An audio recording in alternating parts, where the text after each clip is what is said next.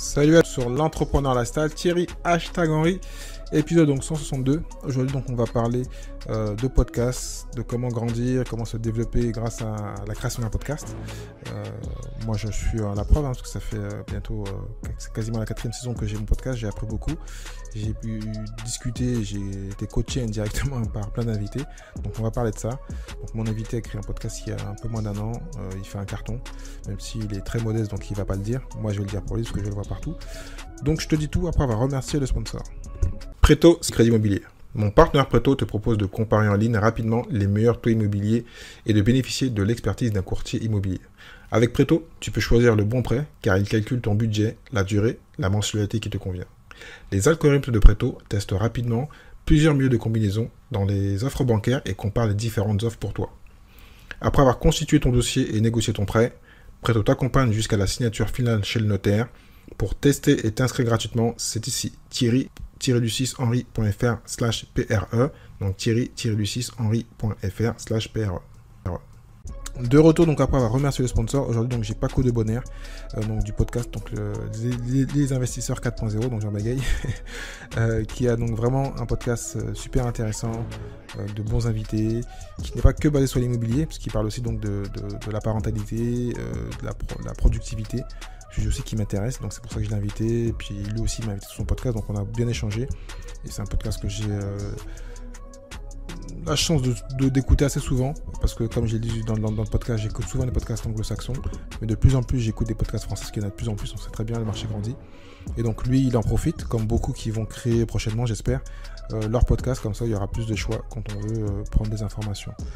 Donc reste bien jusqu'à la fin parce que Paco nous donne plein d'informations et donc je te dis à tout de suite avec Paco.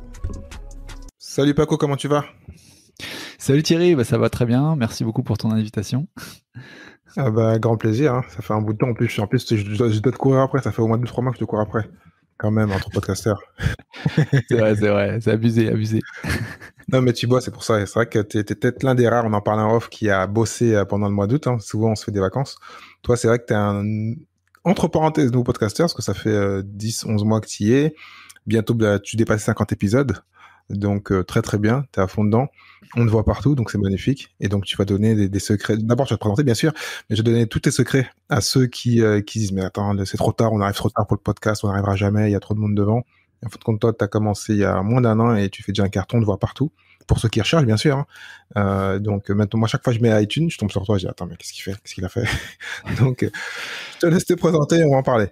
Ouais, c'est clair, non, c'est clair. Mais en plus, pour être franc, je suis vraiment un newbie sur le secteur. Faut pas non plus trop en faire. Mais je te remercie beaucoup pour la présentation. En fait, moi, à la base, je suis comment je pourrais me présenter en fait. En fait, moi, je suis salarié, je suis père, donc j'ai 41 ans en fait, père d'un petit enfant et je suis salarié également en fait dans la finance depuis plusieurs années et en fait entrepreneur entre guillemets à côté, entrepreneur à côté. Investisseur en fait, surtout. Investisseur, pardon. Ouais. Investisseur, tu fais bien de le dire, donc dans l'immobilier depuis 2017. Et puis depuis 10 mois en fait que j'ai lancé le podcast sur les finances perso, l'investissement, le développement personnel aussi. Et donc c'est pour ça que tu as dit entrepreneur, parce que techniquement tu es entrepreneur. Voilà, maintenant. Ouais, c'est pour ça que j'ai encore du mal à le dire parce que mais en réalité voilà, je suis entrepreneur finalement par le biais de ce podcast-là qui est un side business depuis 10 mois quoi. Donc, et donc pour même être précis, parce que les gens l'auront compris, parce qu'on est sur le podcast l'entrepreneur lifestyle. Parce que maintenant on le dit, avant on le disait moins, et dernièrement on m'a encore nommé comme ça, parce que les gens ne savent pas toujours comment me classer, parce que j'ai plusieurs d'activités, ils m'ont dit t'es un influenceur, parce que c'est vrai que le podcast, comme il prend de la valeur, il prend de l'importance, ça reste dans la communication et dans le marketing, web marketing. Quand tu as une audience, t'es un influenceur, donc t'es un influenceur sur le podcast, dans la niche plutôt gagner de l'argent, et surtout donc l'investissement, donc t'es un influenceur entrepreneur, voilà, pour comme ça au moins les gens comprendront, parce que t'as commencé par salarié, parce que je pense que t'as pas envie de te vanter et de dire t'es le roi du podcast et que t'as pas encore enfin on va en parler après parce que là je fais déjà un bon mais il y a tellement de choses à dire. Donc t'as commencé ton podcast que t'as même pas nommé, les investisseurs 4.0. Ouais, c'est ça? Ouais, exactement. Ouais, j'ai lancé le podcast Investisseur 4.0 donc en octobre de 2020, donc l'année dernière. En fait, bah, juste pour peut-être donner un peu le contexte, la genèse. Donc moi, en fait, j'ai un parcours classique de cadre supérieur dans une voilà, de parcours un peu dans la finance, dans la banque. Euh, et puis, je me suis pas mal expatrié. Enfin, depuis 10 ans, en fait, j'ai bossé à l'étranger. Donc, j'étais d'abord à Londres, et puis depuis 2010. Et puis ensuite, je suis parti réaliser un peu un rêve de partir travailler au Brésil, en fait, qui est un pays que j'aime beaucoup. Et donc, j'y ai travaillé pendant 4 ans et demi. Avant de revenir en 2019 à Paris pour travailler, donc toujours dans le même secteur, mais à Paris, depuis le bureau de Paris. Et en fait, en parallèle, donc quand j'étais au Brésil, j'ai commencé à investir un peu en immobilier parce que je me suis rendu compte, ouais, j'ai un peu d'épargne de côté, et puis du coup, je vais faire quelque chose avec cette épargne quand même, et donc je l'ai placé dans de l'apport sur une opération d'investissement immobilier typiquement. Et puis après, je me suis aussi formé et je me suis rendu compte que c'était pas facile d'emprunter depuis là-bas parce que tu es payé en devise locale, tu vois. Donc il y a plein de choses qui étaient limitées aussi. Donc je me formais, mais en même temps j'étais un peu frustré parce que je pouvais pas côtoyer les gens avec qui pouvaient me faire avancer finalement. Et donc quand je suis rentré 2019, je me suis dit ouais, c'est là que je vais enchaîner, enfin je vais accélérer dans la création de mon patrimoine. Et en fait ça a coïncidé en fait à l'étape de mes 40 ans, où j'ai eu 40 ans, et j'ai aussi un premier enfant, donc assez tard finalement. Et du coup, c'était un peu la prise de conscience. Alors, je sais pas si c'est vraiment lié à l'âge, mais pour moi, ça a été un peu vraiment, ça a vraiment fait ça. C'est ta crise de la quarantaine, non? Ouais, ouais, on peut dire ça comme ça, ouais. Où je me suis rendu compte, bah, en fait, que déjà en termes de, tu vois, quand tu es dans une entreprise, il y a quand même une politique dans l'entreprise, il y a une façon de progresser pour avoir des ressources financières supplémentaires. Typiquement, c'est des promotions, des choses comme ça. Et je me suis rendu compte que bah, la progression, tu vois, la moyenne on va dire quand on arrive au milieu de carrière, euh, il faut, enfin, elle est un peu plus limitée. On a aussi un peu moins d'énergie pour aller chercher, tu vois, travailler plus pour la promotion. Mais on a forcément un peu moins d'énergie. Et donc, en parallèle de ça, donc j'ai eu mon premier enfant et je me suis rendu compte que mon temps a été divisé par deux. Et donc, tu vois, c'était un peu le paradoxe. Je me suis dit, j'étais dans la période de mes 40 ans, je me dis, je veux vraiment décorréler en fait mon temps de travail de mes ressources financières, hein, typiquement essayer d'avoir des revenus passifs, hein, c'est un petit peu le but. Et à côté de ça, j'ai moins de temps, mais j'ai de l'épargne de côté, j'ai une capacité d'épargne, tu vois, 40 ans, tu as quand même pas mal en général, de capacité de financer et tout ça. Ouais, surtout que tu es ingénieur, donc tu as un bon cadre, donc tu gagnes peut-être pas au SMIC, quoi, donc tu es quand même pas mal. Et donc, si Ouais. comme tu n'avais pas d'enfant, tu n'es pas trop dépensier logiquement, enfin, si tu fais attention, donc t'as dû mettre un petit pactole de côté pendant les 10-15 ans que tu as bossé, quoi. Voilà, exactement. Et c'est un truc en fait que j'ai remarqué que bah, les personnes de moyenne carrière, enfin les personnes de cette tranche d'âge, on va dire, ont un peu en commun par rapport à quand tu sors juste des études, c'est que tu as finalement pas mal d'épargne, tu es assez bankable, tu vois, les banques ont envie de te prêter parce que tu as un salaire en général un peu plus important, tu as de l'épargne de côté. Et du coup, t'es bankable, et c'est le moment en fait où tu peux finalement faire des projets d'investissement. Mais paradoxalement, c'est le moment aussi où, parce que tu as des responsabilités dans les boîtes en général à cet âge-là aussi, parce que tu as des enfants, tu as aussi le moins de temps avec toi. Et donc, de paradoxe, je me suis dit, est-ce qu'il y a moyen quand même, dans ce contexte-là, d'avancer et de pas remettre, tu vois, toutes tes économies à un CGP, quelqu'un qui va gérer pour toi? Est-ce que tu peux un peu contrôler tes finances Un et le faire? conseiller en gestion de patrimoine, parce que toi, tu es un spécialiste comme moi, mais conseiller en gestion de patrimoine, c'est GP. Ouais, tu fais bien de le dire. Ouais, ouais, conseiller en gestion de patrimoine, comment le reprendre contrôle un peu de tes finances et le faire intelligemment. Et donc voilà comment en fait est né le podcast. Je me suis dit, je vais fédérer un peu, tu vois, autour de moi, au travers d'interviews de personnes de l'écosystème de l'investissement en général, finances personnelles, mais un petit peu aussi, tu vois, développement personnel, parce que c'est important aussi pour Là, avancer. c'est la base, ouais. La Ouais. base. Et comment, voilà, au travers de cette expérience, fédérer les énergies et avancer ensemble dans ce but-là, quoi. Construire construire son patrimoine intelligemment, quoi. C'est un peu le D'accord. leitmotiv.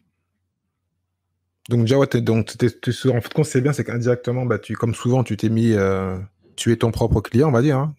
T'es dedans, t'as la quarantaine, tu viens d'avoir l'enfant, t'as un peu de pactole, tu vas investir. Actuellement, je crois que t'as un peu moins d'1 million d'euros de pactole, ça? T'as combien? 4, 5 biens? Ouais, aujourd'hui, ouais, je dois avoir, ouais, j'ai 5 lots. En patrimoine, ouais, on va dire tout, c'est quand même beaucoup de la dette. Donc, tu vois, Non, mais ça reste du patrimoine. Ouais, Tant ça que du tu vends patrimoine. pas, tu perds pas. Donc, Exactement, ouais, je dois être à 700 000 à peu près d'encours et d'accord, 700 peut-être 000. 800, ouais. Donc voilà, donc t'étais bien la cible. En plus, c'est vrai que ça correspond à beaucoup de personnes qui t'étais contre le profil pur français. Donc c'est peut-être une des raisons de la réussite parce que t'as ciblé que souvent voilà on dit et en plus tu as un podcast que tu fais comme moi, euh, l'argent est dans la niche et où il faut être focalisé comme dit Johnny Dumas, il faut être focus. Et j'ai oublié le terme en plus. Il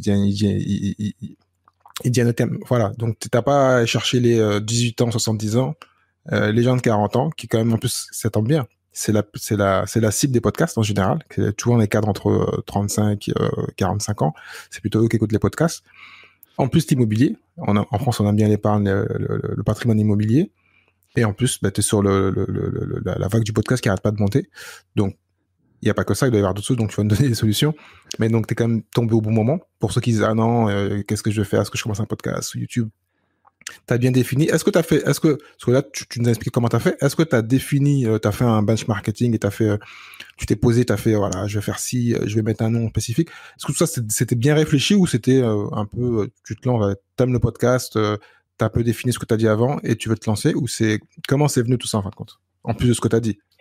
Parce que moi, quand je regarde, j'ai l'impression que t'es assisté par un marketeur. Le nom, il est parfait, investisseur 40, le site investisseur 40, 40.com. Donc déjà, t'as la cible. Salarié, parents et investisseurs. Donc voilà, le message est très clair. Et pourtant, t'es pas marketeur. Ouais, bah écoute, en fait, à la fois il y a des trucs réfléchis, à la fois il y a des trucs pas réfléchis dans mon approche. C'est rassurant. Ouais.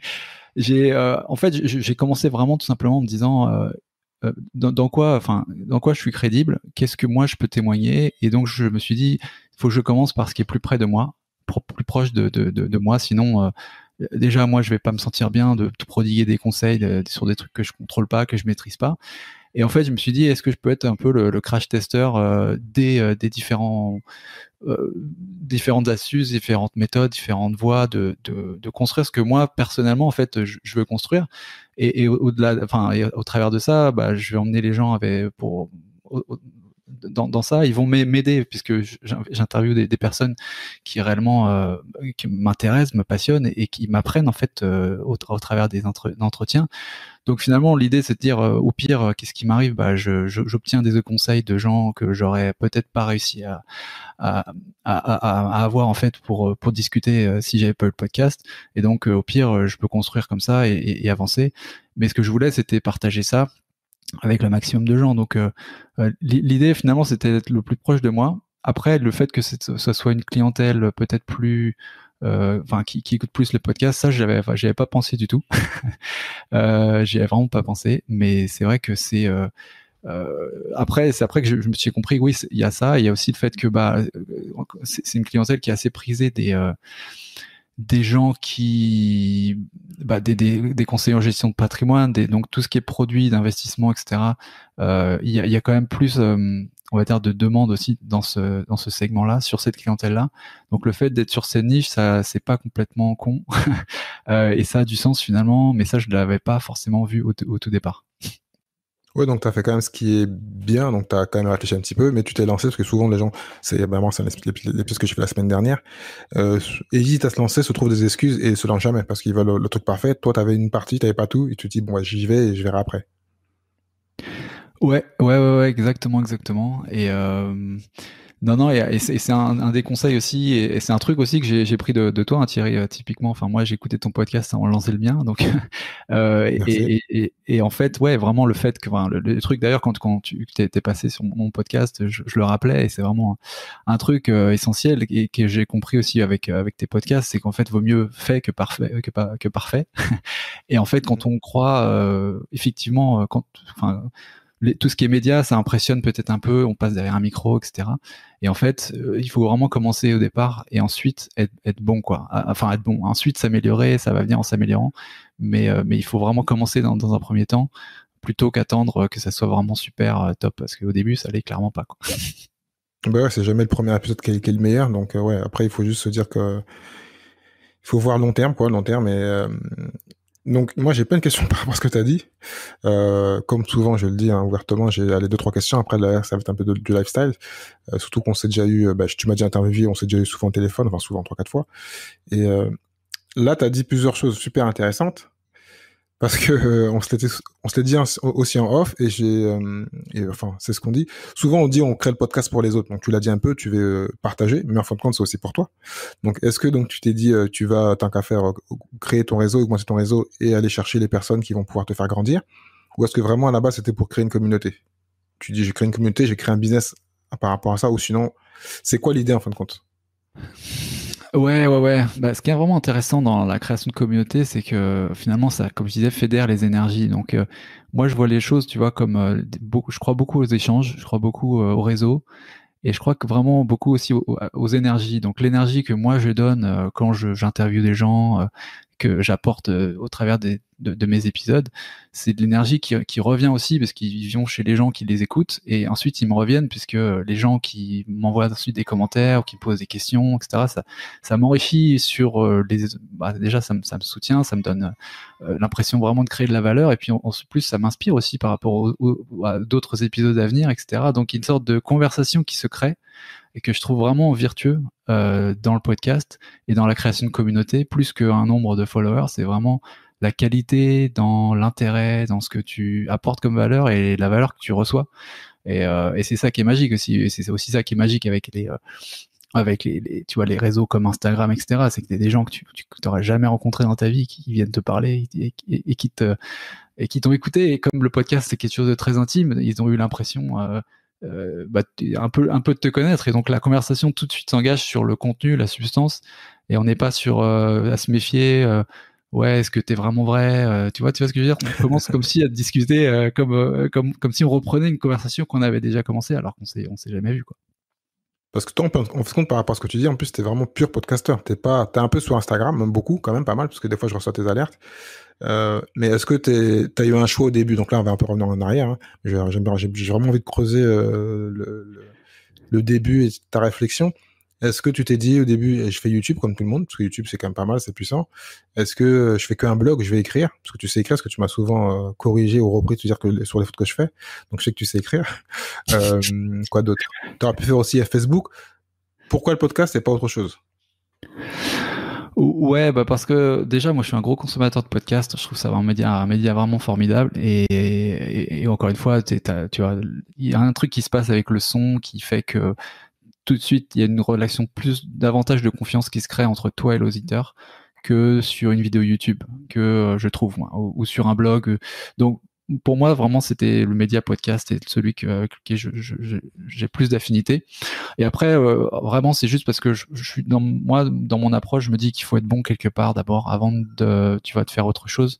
J'aurais pu lancer simultanément, du podcast, des salons audio.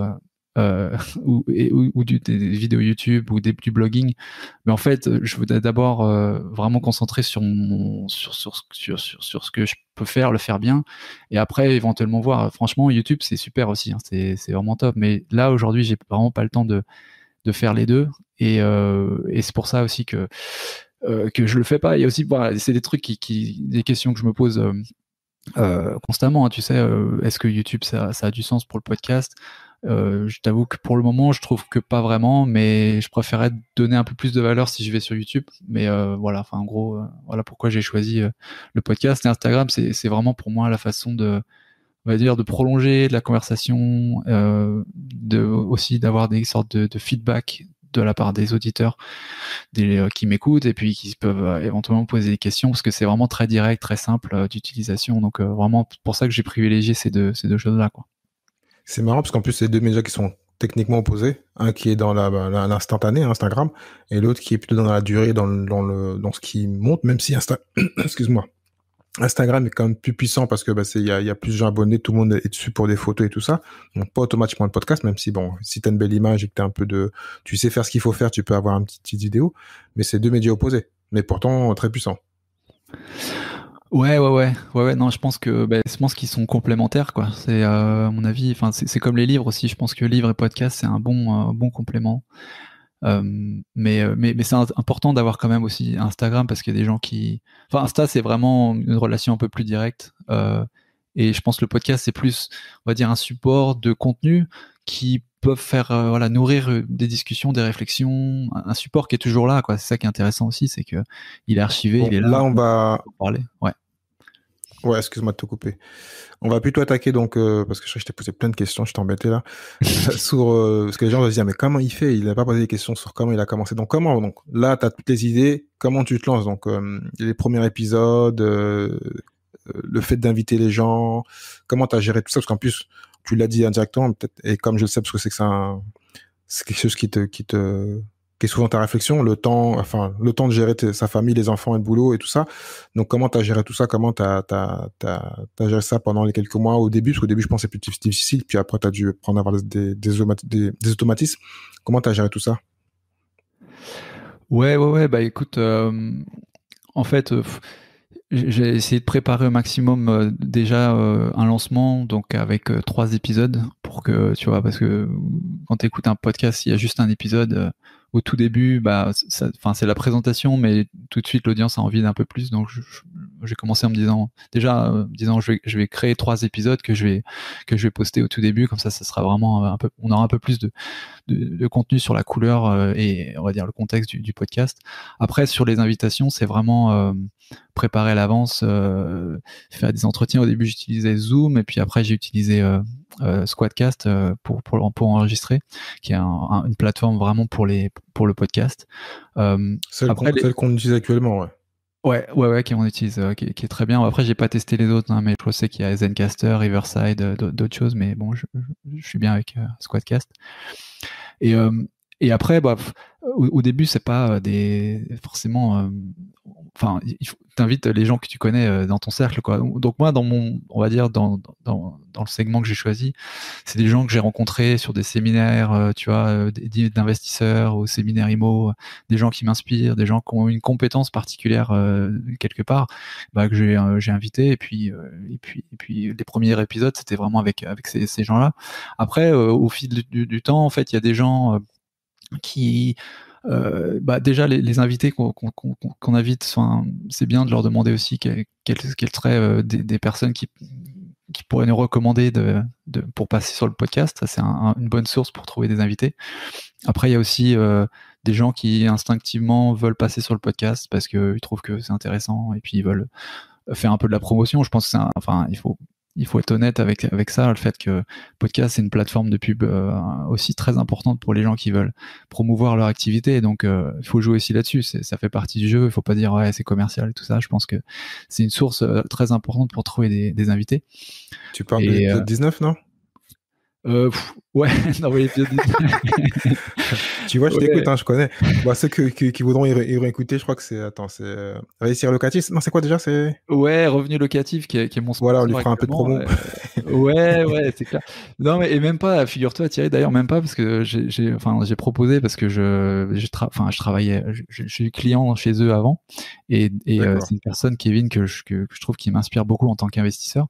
Et donc, non, ça s'est fait, le partenariat sponsoring s'est fait vraiment après l'interview. Donc, mais on en est venu à là, mais. Souvent, c'est ça. Et puis souvent, c'est même une technique de base d'inviter d'abord la personne, parce qu'après, tu peux le faire en tant qu'affiliation et ensuite de l'avoir en tant que sponsor. Mais il n'y a pas de mal, parce que si toi, tu es même utilisateur, il n'y a pas de mal à le proposer aux gens. C'est que tu l'utilises. Ce qui est pas bien, c'est quand tu l'utilises pas, tu veux juste faire du business. Mais si tu l'utilises, donc tu connais et tu sais, il n'y a aucun problème. Hein. Réellement.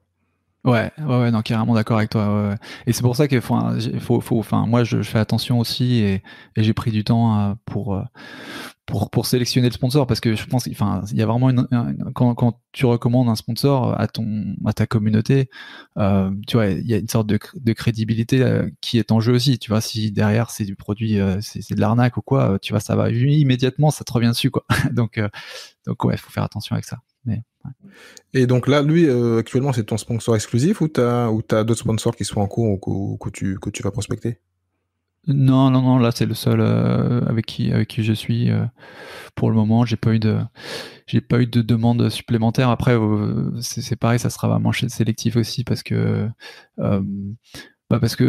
enfin, je suis assez nouveau dans le secteur. Je sais pas à quel point les gens vont se lasser d'écouter 1 minute, 2 minutes, 3 minutes de pub en pré-roll avant. Enfin, c'est même si c'est de la recommandation, ça reste quand même pas le contenu principal de ton podcast. Je sais qu'il y a des gens aux États-Unis, Tim Ferriss typiquement, où il a du pré-roll, mid-roll. Ouais, mais ça, c'est le marché américain qui est un peu à part parce qu'ils ont du mid-roll, comme on dit, donc des pubs au milieu. Dernièrement, j'ai écouté un podcasteur français, parce que je t'ai dit cette semaine, ce qui est rare. Depuis 2 semaines, j'écoute beaucoup de podcasts français, ce qui est rare, parce que moi, je suis plutôt anglo-saxon. Et j'ai écouté un podcasteur Histoire de Daron, que tout le monde connaît, il a depuis un bout de temps. Et lui maintenant, fait des mid-rolls aussi. En plus, des mid-rolls qui ressemblent vraiment à de la pub. Donc, il doit être automatisé. Je dis, mais qu'est-ce qui se passe? Donc, ça va paraître bizarre. Mais bon, je pense que ça va peut-être venir, hein, parce qu'il faut vraiment que le podcast se développe et ton audience se développe. Et c'était même la question qui allait venir, parce que t'as 10 mois de podcast. En général, on dit souvent qu'il faut attendre quasiment une année ou le fait de construire une audience. Est-ce que toi, t'as pas eu peur de mettre directement un sponsor ou comment t'as pris la décision? Est-ce que tu t'es dit, est-ce que tu l'as annoncé aussi? Parce que des fois, tu peux l'annoncer. Et toi, en plus, comme t'as qu'un seul annonceur, souvent, tu peux dire que c'est l'annonceur du podcast. Donc là, c'est différent. Les gens comprennent que tu as besoin de gagner ta vie et tu le dis, c'est le podcast pour l'année, pas de problème, je vais le répéter, mais bon, voilà, les gens le savent et s'ils veulent, ils zappent. Comme moi, j'écoute un podcast que j'écoute souvent en Business War. Quasiment la pub est au même moment, donc chaque fois que la pub, je l'avance. Voilà, c'est pas grave, je suis pas gêné, quoi. Plus qu'autre chose. Ouais.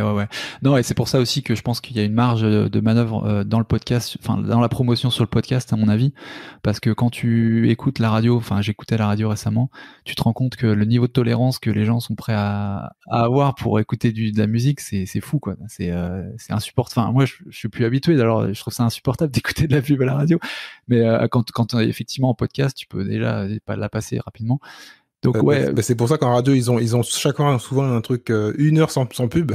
Là en général t'es content, mais ils l'annoncent en plus. Mais ouais, en podcast c'est vrai qu'il y a encore du temps avant de qu'on ait tout ça et c'est pas une obligation. Je pense que quand t'as un bon podcast et t'as déjà un pré-roll avec 1 ou 2 pubs et si tu fais bien les choses tu peux être bien rémunéré et puis un derrière et puis voilà, t'as pas besoin de couper en plein milieu. C'est pas une obligation, je pense, parce qu'il y a même des grands podcasts anglo-saxons qui n'en ont pas au milieu. C'est pas une obligation.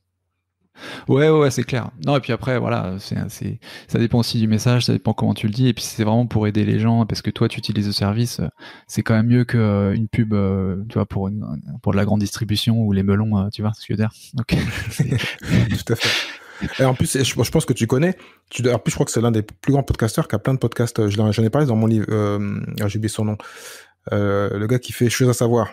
J'ai oublié son nom, désolé.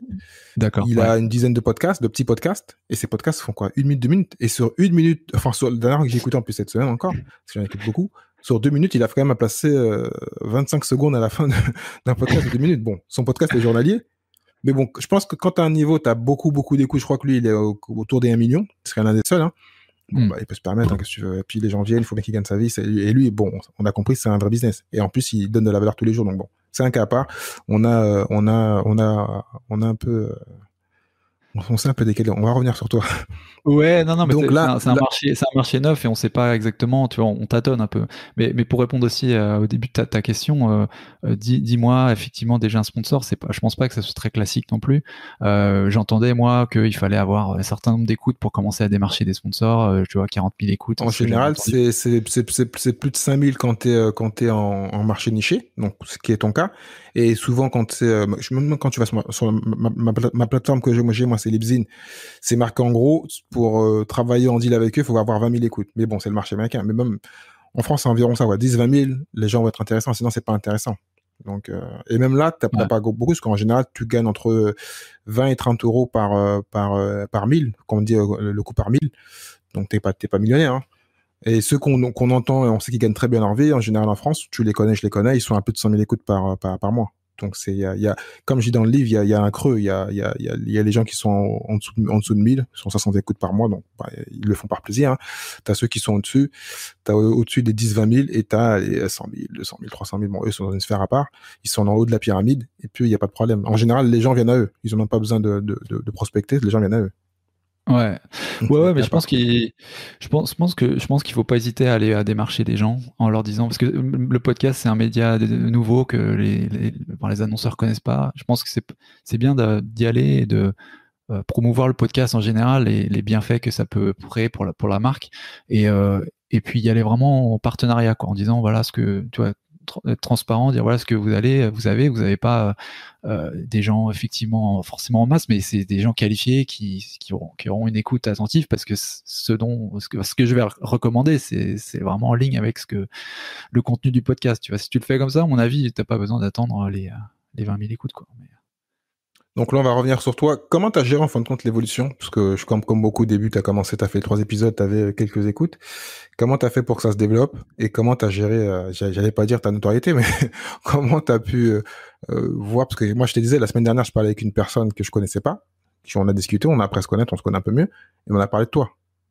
Et je crois même, si, c'est venu un peu de moi, mais parce qu'elle avait un podcast qui ressemblait au tien. Elle a tenté. Et donc, on a quand même parlé de toi. Et moi, je t'ai dit, tout le mois de juillet, j'ai écouté des podcasts, je tombais sur toi. Donc, je me suis dit, comment tu gères, est-ce que tu le sens? Il y a une différence de notoriété, à part les mails et les contacts sur Instagram. Donc, comment tu gères la notoriété? Et comment tu as géré l'évolution? Parce que je sais que tu m'as dit, hein, je sais pas si on peut le dire, mais tu m'as dit que tu as quand même un nombre d'écoutes qui est quand même pas mal. Comment tu as géré, tu as vu l'évolution? Comment tu t'es dit, ouais, mais où ça va aller, quoi? Comment tu as géré tout ça? Ouais, bah, notoriété, franchement, tu vas un peu fort là. Et puis, ouais, l'engouement récent, c'est vrai que tu me l'as aussi appris, parce que j'avais pas forcément fait gaffe. Mais effectivement, il y a eu, le podcast a été mis en avant récemment sur Apple Podcast, donc sur une des plateformes. On en a discuté un peu avec les gens. Apparemment, c'est quand tu as beaucoup d'avis, beaucoup d'abonnements dans un temps limité. Je crois qu'Apple Podcast te met en avant, mais ça peut être aussi d'autres éléments. C'est assez mystérieux, c'est encore un peu la boîte noire. Mais franchement, moi, j'ai pas senti, tu vois, là, c'est pas le succès d'un coup, une explosion, tu vois, mais j'ai plus senti une progression avec des paliers. C'est vrai, il y a des moments en fait où tu plafonnes en termes d'écoute pendant peut-être quelques semaines, quelques mois, et après d'un coup il va y avoir un bump, un saut. Et effectivement, l'exposition sur les plateformes, c'est important, les classements, tout ça, mais le classement, je trouve que c'est un peu à double tranchant, tu vois. C'est pour ça que je suis vachement méfiant par rapport à ça. Parce que c'est un truc qui, d'un coup, tu peux être dans le top 5, et puis le lendemain, tu peux te retrouver dans les 100. Et ça peut être... Confirme, moi, parce que j'ai vu des gens que, il y a 6 mois, ils étaient en haut, et là, je les vois plus. Pourtant, ils publient toujours. Et en plus, ça dépend des plateformes, parce qu'on parle que d'iTunes, mais il n'y a pas qu'iTunes en podcast. Et des fois, tu vas voir le classement Spotify et iTunes, c'est pas le même. Donc bon, il y a pas. Et après, il y a des sites qui font des classements, mais bon, pareil, ça paraît pas clair. Et en plus, certains marquent bien. Il faut d'abord avoir souscrit chez eux pour être affiché. Donc bon, il y a des trucs qui sont pas clairs. C'est vrai que la data en podcast, c'est un peu compliqué, malheureusement. Bon. Ouais, c'est clair, c'est clair. Non, c'est pour ça que je fais vraiment gaffe au classement, que j'y prête vraiment pas beaucoup attention. Moi, c'est plus important, c'est le nombre d'écoutes et puis les retours directement auprès des gens, parce que ça, c'est un truc que je pense que c'est important peut-être de dire aux gens qui t'écoutent aussi, tu vois, c'est que on n'imagine pas, quand on est à l'autre bout, d'écouter un podcast, à quel point c'est important d'envoyer un feedback, même un mot, un message au créateur du podcast, parce qu'on a l'impression, tu sais, que la personne ne va pas le lire, etc. Et en fait, c'est super important pour le soutien, parce qu'on se dit, on n'est pas, parce que le podcasteur, c'est vraiment un métier un peu, t'es seul dans le désert. Enfin, je veux dire, t'es avec plein de monde aussi, mais en même temps, c'est toi-même qui crée ton truc. T'es tout seul dans ta chambre, quoi.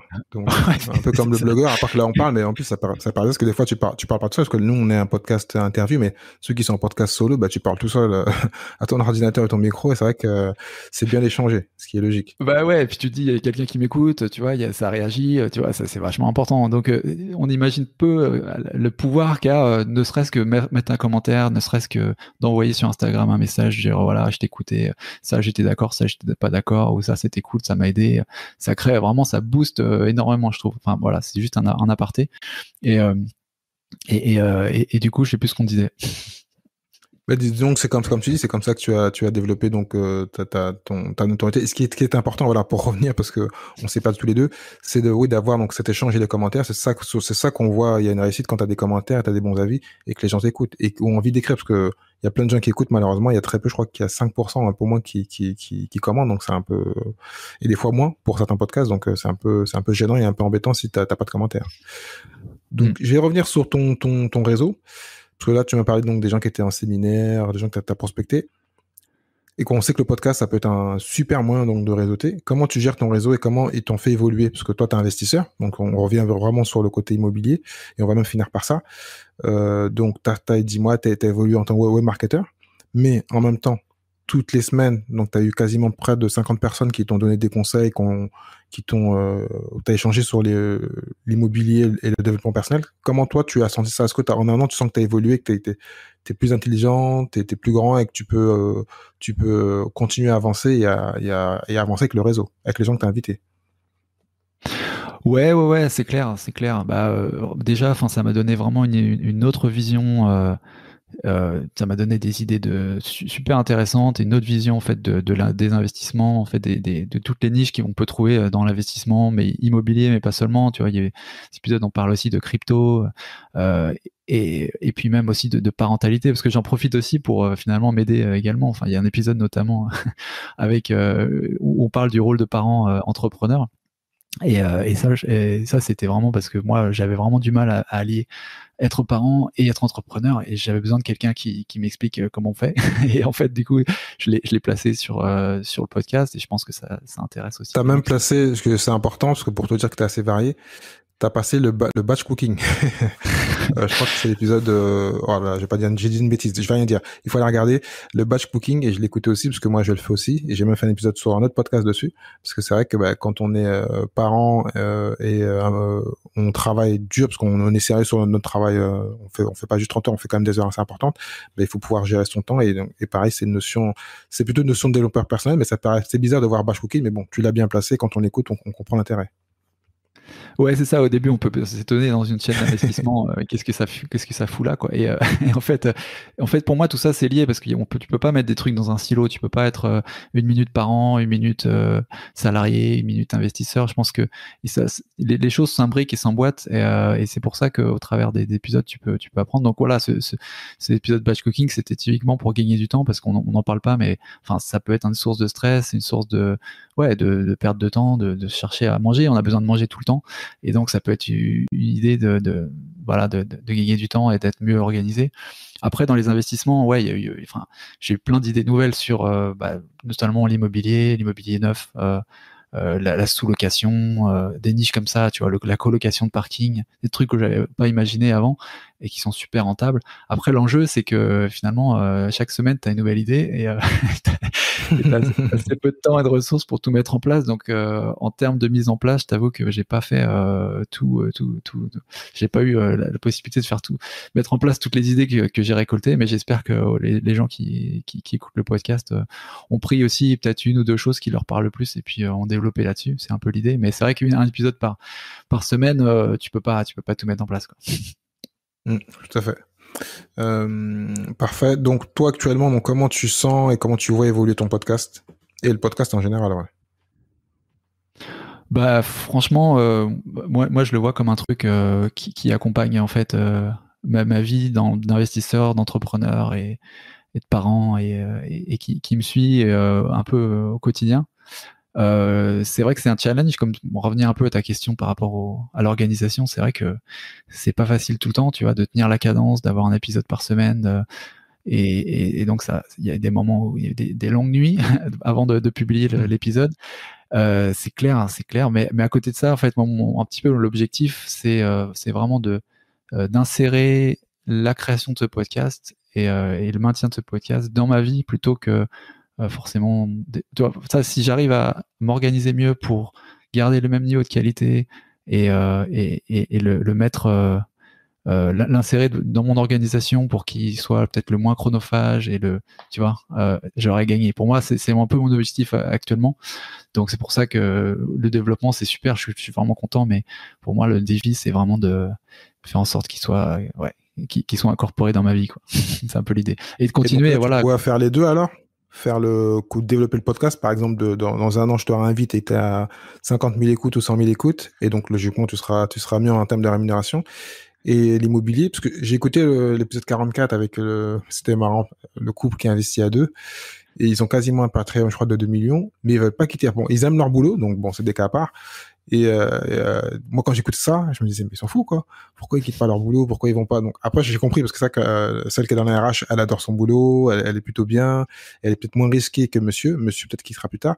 Donc, est-ce que toi, tu te vois si demain le podcast grossit et a une rémunération de 150 000, 200 000 euros l'année, je sais pas, je dis au hasard, et que ton patrimoine double, qui soit, parce que tu deviens plus malin, que tu connais du monde et que tu as des opportunités, t'as un patrimoine qui fait 1,5 million, est-ce que, enfin 1,5 million de patrimoine, hein, donc pas de chiffre d'affaires, mais bon, une renta peut-être à 100 000, est-ce que tu quittes tout ça ou est-ce que toi, t'es pareil, avec un peu le même esprit, tu fais ça comme ça, là, tranquille, tu développes et tu verras après? Ouais, non, moi je garde vraiment mon cap. Enfin, c'est ce que je voudrais faire. Après, là, je m'annonce un peu, je m'affiche un peu publiquement du coup sur mes ambitions. Mais en gros, c'est ça, c'est vraiment de continuer le podcast le plus possible, amener le plus loin possible, continuer à créer des relations, conversations avec les gens les plus riches possibles, créer de la valeur. Et que ça suive en fait le plus possible. Après, si ça explose, je pense que je continuerai parce que je kiffe ça, tu vois. Donc c'est le succès un peu du podcast, il est bon pour on va dire mon moral, le soutien que ça me donne et l'énergie que ça me donne, mon encouragement à continuer. Mais je le vois comme un truc qui m'accompagne, qui continue à m'accompagner, quoi. Ouais. Donc tu le vois pas comme ton activité numéro 1 demain, même si ça explose encore plus que maintenant? Ouais, si peut-être, mais si peut-être. En fait, ce que j'essaie de faire, c'est vraiment des cercles des cercles vertueux, tu vois, des trucs qui se qui se parlent. C'est-à-dire pour moi, mon expérience en tant qu'investisseur, en tant que salarié, en tant que parent, nourrissent mes réflexions et nourrissent le contenu de mon podcast. Et inversement, on va dire les invités, les conversations avec les invités nourrissent mes réflexions pour être meilleur salarié, parent et investisseur. Donc je le vois comme un cercle vertueux comme ça. Tu vois, et c'est pour ça que revenir à ce que tu disais par rapport aux invités qu'on a, et c'est ça que je trouve aussi intéressant, c'est qu'il n'y a pas un seul, on va dire, chemin. Et c'est vrai que quand on entend les formateurs, enfin beaucoup de formations en immobilier qui disent quitte la rat race, tu vois, sors du salariat. C'est bien, hein, c'est vachement bien, tu redeviens rentier et tout, mais je pense que c'est pas forcément le chemin unique. Et ce qui est intéressant, c'est que tu peux aussi aimer ce que tu fais, même si c'est un travail salarié, et continuer en parallèle en fait à développer quelque chose qui va te permettre d'être peut-être plus aisé, d'avoir une retraite, ça dépend de ton objectif, mais en tout cas de te construire ton patrimoine tout en restant dans une activité salariée à côté. Il n'y a vraiment pas d'antinomie pour moi entre les deux, quoi. Et donc non, c'est mais un peu ton invité l'a dit. En plus, il a dit un truc qui est super intéressant et qui est vrai, même si ça dépend. Ce qu'il faut d'abord aimer son travail, c'est que tu peux aussi tu travailles mieux quand tu vas pas travailler pour l'argent. Donc la personne qui a un patrimoine de 2-3 millions sait qu'elle a une possibilité s'il y a un pépin dans son boulot, donc elle le fait naturellement, elle le fait avec plaisir, entre parenthèses, hein. Et donc elle a pas ce stress de dire voilà. Et il y a certains qui vont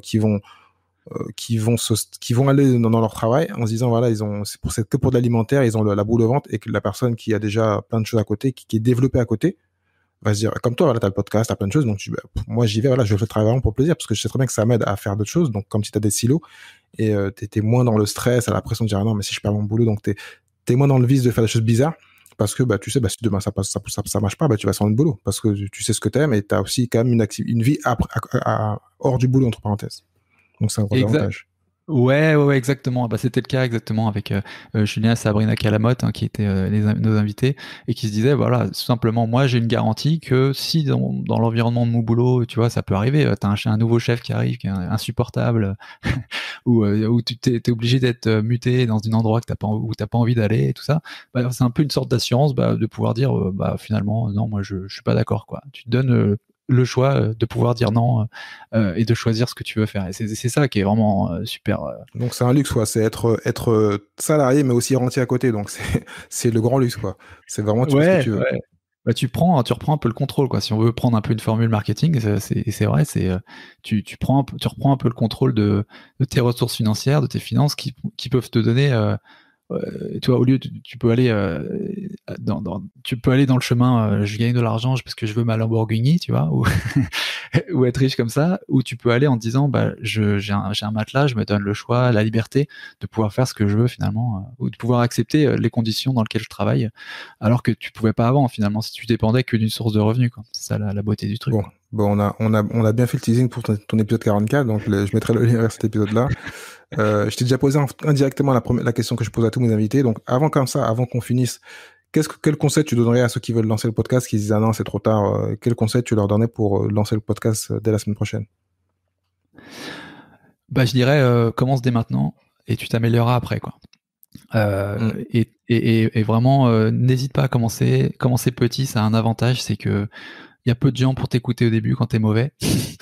Donc du coup, tu peux te lancer. Dis-toi que tu vas t'améliorer et commence maintenant, quoi. Ok, très bon conseil. Donc, normalement, je pose la question, quel est le business dont tu rêves à part celui que tu fais actuellement? Mais bon, est-ce que je peux te poser cette question? Est-ce que tu as d'autres rêves de business?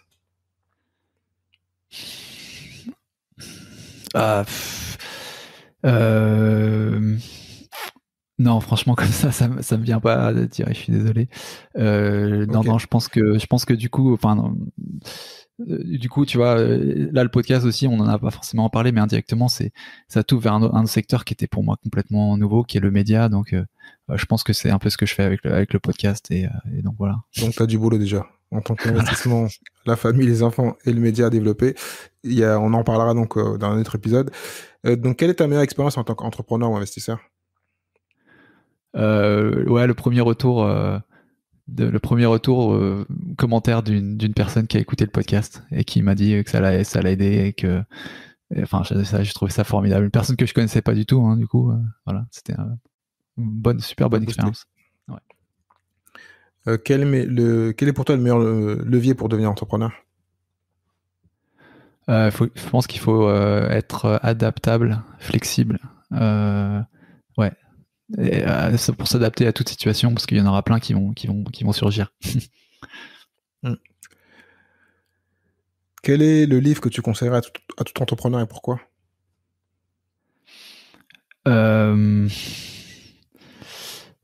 Ouais, comment se faire des amis de Dale Carnegie. Je vais être dans les classiques. Parce que tout simplement parce que c'est dans le, c'est un petit peu c'est l'ADN de sphère du réseau en fait, et ça devrait être dans notre ADN à tous en fait, de comment en fait gérer l'humain, comment parler avec les gens. C'est vraiment la base pour moi. Ok. Et donc, dernière question, quelle est ta compétence, quelle est la compétence que tu rêves d'avoir?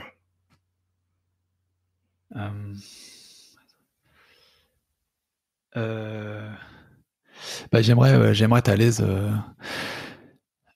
tu vois, avoir du charisme, être à l'aise, parler en public, ce genre de choses. Ça, c'est vraiment. C'est un podcasteur qui dit ça. Ouais, ouais, tu peux le noter parce que c'est vrai que, comme tu disais, il y a une différence entre être derrière un micro et puis parler devant une salle pleine. Ça, c'est autre chose, quoi. C'est vrai. Bon, on me l'a proposé dernièrement. En plus, je t'ai dit, je crois que oui, je t'ai dit en off. Et ça va faire le lien avec le podcast quand là on parlait du réseau. C'est que j'étais en vacances à Dinard, là en Bretagne dernièrement. J'étais en Dinard, Saint-Malo, voilà. Le premier jour, j'arrive en vacances, quelques heures après, je tombe sur un invité qui était que j'avais invité au mois de janvier-février sur le podcast. Lui, il m'est pas reconnu, moi je l'ai reconnu parce que c'est moi qui l'ai invité, je l'avais déjà vu rencontrer avant. Donc comme quoi, voilà, le réseau, parce que souvent je me plains même de pas assez contacter les gens qui sont passés sur mon émission. Et puis tu l'as dit, certains veulent juste passer pour la promo, donc en fin de compte tu les verras plus, donc c'est un peu dommage, mais c'est quand même bien d'avoir on a passé 1 heure ou 2 heures avec des gens et de garder en contact. Des fois c'est un peu égoïste, c'est pour soi, mais si on peut aussi nous leur apporter de la valeur et puis vice versa. Et puis là on a bien discuté et je pense que bien prochainement, Jean-Luc, si tu m'écoutes, salut à toi, Jean-Luc Udry, qui était super charmant avec sa famille. Donc voilà, ça fait plaisir qu'on ait plus que des gens qui font de la communication à distance. On s'est rencontrés, on a parlé comme des humains. Donc parce que c'est vrai que nous on a un podcast où on rencontre pas les gens, on les rencontre pas en physique. Donc c'est un peu différent.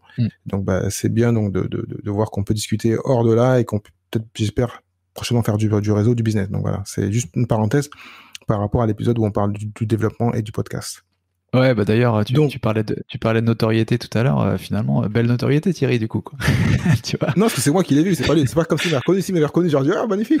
C'est moi, mais bon, il s'est quand même rappelé et puis on en a discuté, mais si c'est pas dans un sens, c'est dans l'autre sens. Toi, tu rencontres des gens que t'aurais, comme tu l'as dit au début, hein, que tu n'aurais peut-être pas pu aborder. Et donc, c'est aussi un avantage que là, on est là pour faire la promotion du podcast. si quelqu'un a des problèmes, là au moins on a une excuse. J'ai un podcast, j'ai du contenu, je veux t'inviter, je veux te proposer ma plateforme. Donc c'est la personne qui est timide ou qui veut se développer dans un secteur qui n'est pas le sien, elle a une plateforme pour pouvoir le faire. Donc, voilà. Ça, c'était l'excuse pour créer un podcast. Donc là, maintenant, vous n'avez plus d'excuses. Dès demain, il faut créer un podcast si tu veux le faire. Voilà. Paco, grand merci. Merci à toi Thierry, merci. C'était super cool. Je mettrai donc tous les liens pour te joindre. Et puis, n'hésitez pas à l'écouter et à partager donc le podcast de Paco. Merci à toi Thierry. À très bientôt. Je te dis à bientôt. Ciao. Salut. Ciao. Merci à toi d'avoir écouté cet épisode de l'Entrepreneur Lifestyle jusqu'à la fin. Si tu as aimé et que tu penses que cela peut aider ou intéresser quelqu'un que tu connais, donc partage cet épisode, like-le, commente-le et bien sûr mets note numéro 5 s'il te plaît. Donc cela va m'aider à continuer à pouvoir monter dans les classements de toutes les bonnes plateformes de podcast, iTunes, Spotify, enfin tu les connais. Si tu souhaites donc recevoir les épisodes directement dans ta boîte email, envoie-moi un email à contact@thierry-lucis.fr. Je te dis au prochain épisode. Ciao, ciao.